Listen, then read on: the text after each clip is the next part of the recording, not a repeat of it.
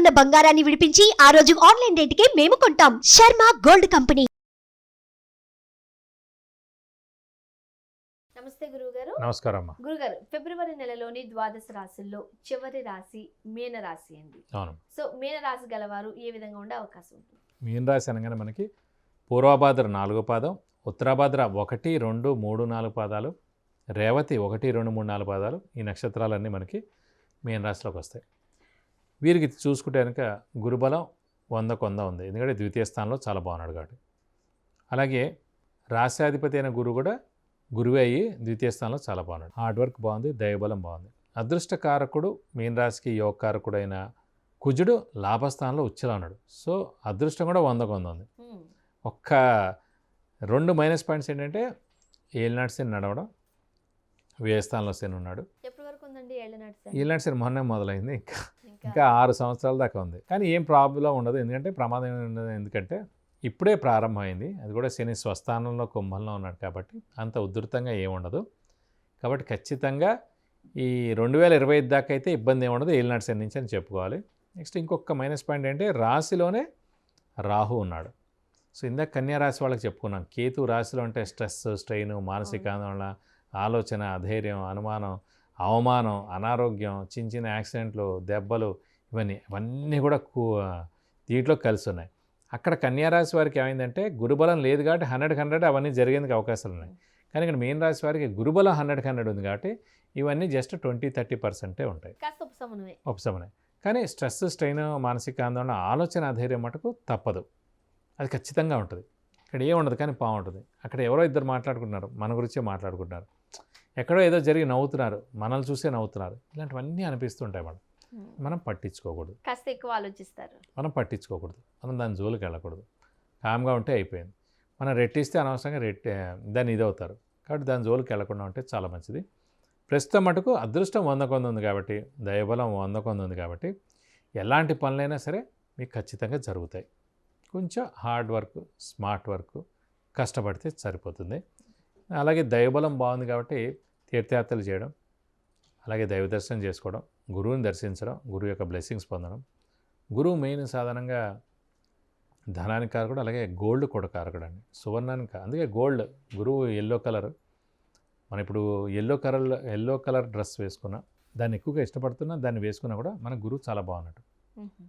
అలాగే శనగలు ఎక్కువగా ఇష్టపడి తింటున్నా, కట్లెట్ మీరు ఎక్కువ తింటున్నా, శనగపిండితో వేసే బజ్జీలు మీరు ఎక్కువ తింటున్నా, శనగపిండితో చేసే స్వీట్స్ మీరు ఇష్టపడుతున్నా, అవన్నీ కూడా గురువుకి కారకుడు అన్నమాట. సో మీ గురువు బాగున్నట్టే. Simple remedy. గురువు బాగున్నా లేదా చెక్ చేస్తుంది. బట్టల ద్వారా, ఫుడ్ ద్వారా, ఇవన్నీ కూడా మీకు అర్థమైపోతుంది. అలాగే టెంపుల్స్ ఎక్కువ విజిట్ చేస్తున్నా, దైవభక్తి ఎక్కువగా. అవును, సడన్ గా ఆలోపేసడం చాలా మందికి దేవుడి దగ్గరికి వెళ్ళాలనిపిస్తుంది, ఎక్కువగా గుళ్ళో ఉండాలనిపిస్తుంది. అదంతా గురువు బాగున్నట్టు వాళ్ళ జాతకరీత్యా. ఇండివిజువల్గానే వాళ్ళ జాతకం చాలా బాగున్నట్టు. ఇవన్నీ గోచారం అండి, ఇవన్నీ మామూలుగా ఈ రోజు వస్తే రేపు వెళ్ళిపోతాయి. కానీ ఇండివిజువల్గా ఒరిజినల్గా జాతకంలో గురువు బాగున్నాడు అనుకోండి, ఇవన్నీ ఉంటాయి. టెంపుల్కి వెళ్ళాలి, భక్తి పెంచుకోవాలి, గురువుని దర్శించాలి, గురువు యొక్క బ్లెస్సింగ్స్ పొందాలి, గురువు ధిక్కారం చేయకూడదు. సో అవన్నీ చాలా ఉంటాయన్నమాట. అవి ఇండివిజువల్గా హారోస్కోప్లో గురువు బాగున్నా అంటే ఇవన్నీ చేస్తారు. కాబట్టి వీళ్ళకి ఏం చూడక్కర్లేదు, అన్ని విధాలు బాగానే ఉంది. స్ట్రెస్, స్ట్రెయిన్, మానసిక ఆందోళన ఉంది కాబట్టి ఎక్కువగా పట్టించుకోకండి, ఎక్కువ ఆలోచించకండి, ఎవరి దాంట్లో మీరు దూరకండి, వాళ్ళకి మీరు సలహాలు ఇవ్వకండి, అది మళ్ళీ వేరే విధంగా వాళ్ళు తీసుకుంటారు. అవకాశం ఉంటుంది. కాబట్టి మీరు మౌనంగా ఉంటే సరిపోతుంది. మీకు అత్యద్భుతంగా ఉందనే చెప్పుకోవాలి. మీ ఇంట్లో శుభకార్యాలు కూడా ఖచ్చితంగా జరుగుతాయి. ముఖ్యంగా మనకి ఎంత దైవానుగ్రహం ఉన్నప్పటికీ ఒక్కొక్కసారి అదృష్టం కూడా కలిసి రావాలంటారు. మరి మీన రాశి వారికి అదృష్టం ఎంతవరకు కలిసి వచ్చే అంశం అనుకోవచ్చు? అదృష్టం మటుకు పరిపూర్ణంగా 100కు 100 ఉంది. ఎందుకంటే మీన రాశికి ద్వితీయ భాగ్యాధిపతి అయిన కుజుడు, యోగకారకుడు, అదృష్టకారకుడు అయిన కుజుడు ఉచ్చ స్థానంలో ఉన్నాడు కాబట్టి 45 డేస్ ఉంటాడు కాబట్టి మార్చి 13 దాకా ఖచ్చితంగా అదృష్టం అనేది పరిపూర్ణంగా ఉంది. కాబట్టి ఎలాంటి పనులైనా తప్పకుండా వాళ్ళకి ఈజీగా జరిగిపోతాయి. అదృష్టం పరిపూర్ణంగా ఉంది, మీరేం ఆలోచించక్కర్లేదు. అంటే చాలా మంది వివాహాల కోసం కూడా చూస్తూ ఉంటారుగా, మరి ఆ అవకాశం ఎంతవరకు ఉంది? మనం ఇందాక కూడా అనుకున్నాం, 2, 5, 7, 9, 11 స్థానాల్లో గురువు ప్రవేశించినప్పుడు సంవత్సర కాలం పాటు గురువు అక్కడ ఉంటాడు కాబట్టి గురుబలం అంటారని. సో మీన రాశి వారికి ఇప్పుడు అనుకోకుండా ఏప్రిల్ దాకే ఉందనుకోండి, ఏప్రిల్లో మారిపోతాడు కాబట్టి మళ్ళీ గురువు తృతీయంలోకి వస్తాడు. ఇప్పుడు గట్టిగా ప్రయత్నిస్తే మనకి వివాహం ఎందుకు అవకాశాలు ఎక్కువగా ఉన్నాయి. ఇంకోటి అంటే ద్వితీయ స్థానం అనేది కుటుంబ స్థానం కూడా అంటారు. ఆ కుటుంబ స్థానంలోనే గురువు ఉన్నాడు కాబట్టి ఒక కుటుంబం అనేది ఏర్పడుతుంది వివాహం ద్వారా. కాబట్టి అవివాహితులు ఎవరైతే ఉన్నారో ఇది సరైన సమయం అనుకోండి. మీరు కూడా ప్రిపేర్ అవ్వండి, రెడీ అవ్వండి. ఇప్పుడు సాధారణంగా ఏంటంటే వివాహ విషయంలో కూడా నేను కూడా 27 ఏళ్ల అనుభవం, ఒక 5,000 పెళ్ళిళ్ళు చెప్పాను, 1,00,000 మ్యాచ్ మేకింగ్స్ చూశాను కాబట్టి చెప్తున్నాను. వివాహ విషయంలో మటుకు ఎర్లీగా చేస్తే ఎక్కువ ఆప్షన్స్ మీకు ఉంటాయి. మీ వయసు, ఒక అమ్మాయి వయసు 21 to 23 వయసు ఉందనుకోండి, వాళ్ళకి ఎక్కువ ఆప్షన్స్ ఉంటాయి. ఎందుకంటే మీకే 30 ఏళ్ళు వచ్చిన తర్వాత మళ్ళీ మీరు ఏజ్ గ్యాప్ ఆ అబ్బాయిది 35 ఉండాలి. 35 ఏళ్ళకైనా వేస్ట్ అది. సో మీకు ఆప్షన్స్ ఎక్కువగా ఉంటాయి, గ్రహాలు ఎక్కువ ఫాస్ట్గా పనిచేస్తాయి, వెంటనే రెమెడీస్ ఏమంటే కూడా పనిచేస్తాయి. ప్లస్ మీకు త్వరగా అవుతుంది ఏదైనా పని. ఎర్లీగా చేసుకుంటే మ్యారేజ్ త్వరగా మీకు పని అవుతుంది. అంతేగాని మీరు అందంగా ఉంటారు, అలాగే చిన్న వయసు వాళ్ళు త్వరగా ఈజీగా సర్దుకోగలుగుతారు. మీకు ఒక వయసు వచ్చిన తర్వాత మీ ఈగో పెరిగిపోయిన తర్వాత ఇవన్నీ కష్టం. మీరు ఒకసారి జాబ్లో జాయిన్ అయిపోయిన తర్వాత మీరు ఆ పెద్ద స్థాయి అన్నీ చూసి నాకు కూడా ఇలా పెద్దవాడు వస్తే బాగుండని అవన్నీ మనకి మారిపోతాయి. కాబట్టి చిన్న వయసులో చేసుకుంటే వెంటనే మ్యారేజ్ అవుతుందండి. త్వరగా ఆప్షన్స్ కూడా ఎక్కువగా ఉంటాయి, ఎక్కువ మంది మీకు ఆప్షన్స్ దొరుకుతారు. సో లేదంటే చాలా కష్టం అన్నమాట. కాబట్టి లేట్ అయ్యే కొద్దీ మనకు లేట్ అయిపోతుంది. ఇంకా అది లేట్ అయింది అనుకోండి, సంతానం లేట్ అవ్వడానికి కష్టం. ఇంకోటి అంటే ఇప్పుడు ప్రతి 10 మంది పెళ్ళి అయిన వాళ్ళని చూసుకోండి, 3-4 సంతానం కలగడానికి ఆలస్యం అవుతుంది. మళ్ళీ వాళ్ళు వేరే ఫెర్టిలిటీ అని వాటికి వెళ్తారు, మళ్ళీ లక్షలు ఖర్చు పెట్టాలి. ఒక చిన్న ప్రాబ్లం, ఒక చిన్నగా ఎర్లీగా మీరు చేసుకున్న దానికి తర్వాత ఇన్ని కష్టాలు అనమాట. మీకు 50 ఏళ్ళు వస్తే ఆ పిల్ల వయసు 10 ఏళ్ళు ఉంటుంది. సో మీకు ఆరోగ్యం కూడా సహకరించాలి. సో ఇన్ని కష్టాలు వస్తాయి. కాబట్టి ఫస్ట్ ఎప్పుడు కూడా ఇంకోటి అంటే పెళ్లి చేద్దాం అనుకుంటున్నారు అనగానే మా అమ్మాయికి ఇష్టం లేదు, అదే మాకు ఇష్టం లేదు అనే వర్డే రాకూడదు అన్నమాట. అసలు అశుభం అనే వర్డే రాకూడదు. చేద్దాం అనుకుంటున్నాం అండి, ప్రయత్నిస్తున్నాం అండి, మంచిది ఏదైనా ఉంటే చెప్పండి, 2 వర్డ్స్. సో ఎప్పుడు ఫస్టే మీరు నెగిటివ్ అన్నారనుకోండి, అది నెగిటివ్ అయిపోద్ది అన్నమాట. సో అందుకంటే ఇంకా కోరికలు పెరిగిపోయి, ఇంకా ఉద్యోగం రావాలి, ఇంకా వస్తాయి రావాలి, ఇవన్నీ ఎప్పటికీ మ్యాచ్ కావు.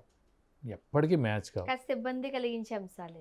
అందుగురించి అంటే మనం ఎర్లీగా అయితే మటుకు ఖచ్చితంగా అవుతుంది. ఇప్పుడు సరైన సమయం. అందుకే అమ్మాయిలు కూడా రెడీగా ఉండాలి, అబ్బాయిలు కూడా రెడీగా ఉండాలంటాను. ఇప్పుడు పేరెంట్స్ ఎంత రెడీగా ఉన్నా కాదు, ఇక్కడ నేను చెప్పేది అబ్బాయి కానీ అమ్మాయి కానీ రెడీగా ఉన్న రోజే వివాహం అవుతుంది.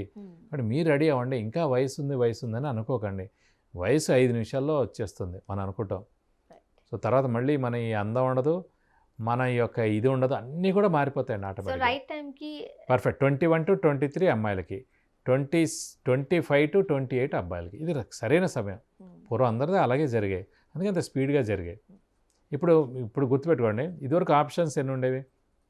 ఒక పెళ్ళిళ్ళు పేరయ్య చూడాలి, ఇది లేదా చుట్టాల్లో 5 నిమిషాల్లో అయిపోయేది. ఇప్పుడు చెప్పండి, 1,000,000 మందిని ఎట్ ఏ టైం మీరు కంప్యూటర్ మీద సాఫ్ట్వేర్లో మీరు చూడొచ్చు.